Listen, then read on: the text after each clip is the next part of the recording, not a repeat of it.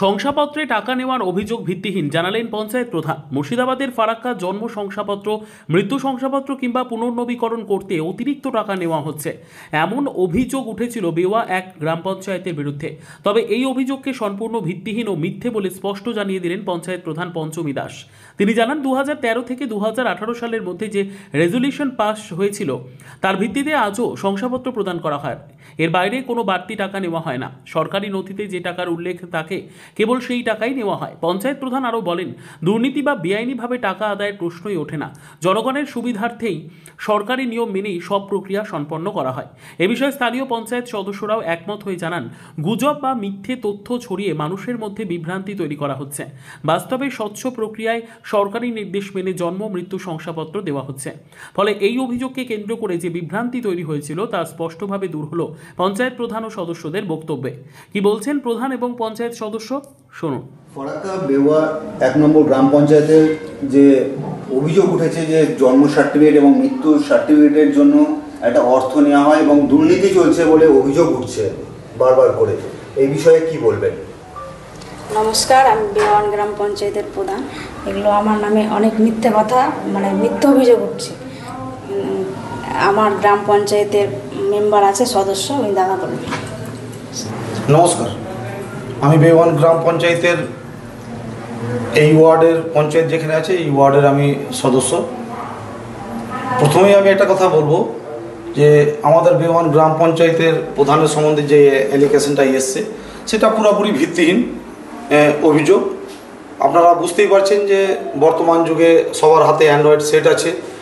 এই কিছু মানুষ এটাকে শত্রুতা করার জন্যে, আমাদের প্রধানের নামে কালিমালিপ্ত করার জন্যে এইসব জিনিসগুলো বলছে। যে আমাদের দেশের মাননীয় মুখ্যমন্ত্রী জন্ম থেকে মৃত্যু যেখানে মানুষকে এত পরিষেবা দেওয়ার জন্য বলেছে, সে সরকারের প্রধানের কখনোই এত বড় সাহস হবে না যে মানুষকে পয়সা দিয়ে জন্ম সার্টিফিকেট বা মৃত্যু সার্টিফিকেট নেওয়ার। এটা কখনো, এটা আমি মনে করি না আর কি। এবং সাথে সাথে আপনাদেরকে আরেকটা জিনিস বলতে চাই যে রসিদের কথাটা বলছে সেটা পূর্বের 2013 সালে মুনমুন রায় তৎকালীন প্রধান ছিলেন। সেই সময় সম্ভবত 2017 সাল হবে, তখনকার দিনে একটা রেজুলেশন করে, সেই রেজুলেশনের কপি আমাদের এতে রেকর্ড আছে। তখন থেকেই এই রসিদ দিয়ে আর কি ডেথ বা বার্থের যে সার্টিফিকেটটা দেওয়া হয় তার 50 টাকা করে এটা আমাদের ওন ফান্ডের জন্যে বাড়ানোর জন্যে। এবার ওন ফান্ডটাও সেটা গভর্নমেন্টের ঘরে জমা হয়। প্রথমত যেটা কালেকশন হয় তার জন্য পাকা রসিদ দেওয়া হয়। রসিদটা একসাথে টাকাটা জমা করে দিয়ে সেটা গভর্নমেন্টের ফান্ডে জমা হয়। সেইখান থেকে আমাদের জনগণের উন্নয়নমূলক কাজ করার জন্য সেখানে বিভিন্ন রকমভাবে জায়গাতে লাগানো হয়।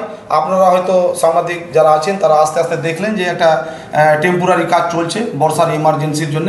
সেইখান থেকে হয়তো মানুষের দুস্থ মানুষকে কাউকে হয়তো কম্বল দেওয়া হলো, কাউকে বস্ত্র দেওয়া হলো। শিকারপুর গ্রামে বেশ কিছুদিন আগেতে আপনার ঘর পড়েছিল, তাদেরকে কিছু সরঞ্জাম দেওয়া হয়েছিল। কেউ হয়তো মারা গেল, শ্মশানের কিছু খরচ সেসব প্রধানকে এইখান থেকেই মেনটেন করতে হয় আর কি। আমাদের বেওয়ান গ্রাম পঞ্চায়েতের 21 জন গ্রাম পঞ্চায়েতের মেম্বার, 3 জন পঞ্চায়েত সমিতি, এখানে বিশাল বিস্তর একটা পঞ্চায়েত। সেই পঞ্চায়েতে এখানে আপনার পার্শ্বে ডিয়ার ফরেস্ট গ্রাম আছে, সেইখানে নৌকো পারাপার করার জন্য ওখানে মেনটেন করতে হয়। মাঝিরা আছে, তাদের দড়ির ব্যবস্থা করতে হয়। প্রচুর ছাত্রছাত্রী স্কুলের যাতায়াত করে।